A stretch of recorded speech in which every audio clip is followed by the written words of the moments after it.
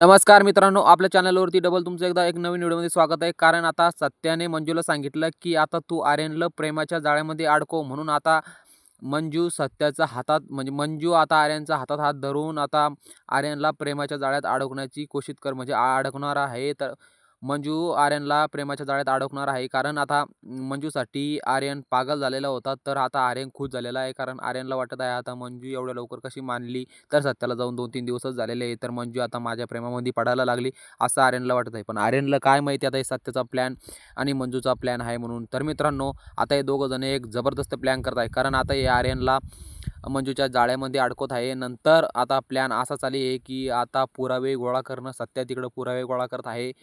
पुरावे गोळा करणं झाल्याच्या बाद आणि आर्यनवरती डाव पलटणार. कारण मंजूचं प्रेम हे आर्यनवरती खोटं असणार. तर आर्यनला कळल्यावर आर्यन काय होणार?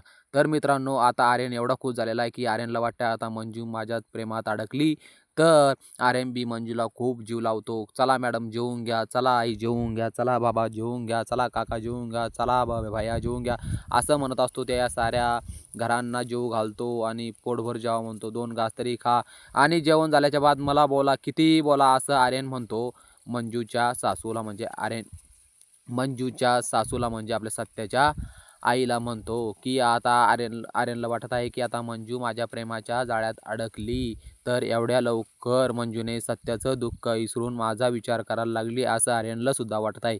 पण आर्यनला काय माहिती आता आर्यनला वाटतं माझ्या प्रेमात अडकली. तर सत्या आर्यनच्या विषयी पुरावे तयार करत म्हणजे पुरावे सापडत आहे. कारण पुरावे सापडल्याच्या बाद आर्यनवरती उलटा डाव पलटणार. तर मित्रांनो, आपल्या चॅनलवरती तुम्ही नवीन असाल तर आपल्या चॅनलला असेच व्हिडिओ पाहण्यासाठी आपल्या चॅनलला आता सबस्क्राईब करा, लगेच करा आणि बेल आयकॉन सुद्धा दाबायला विसरू नका.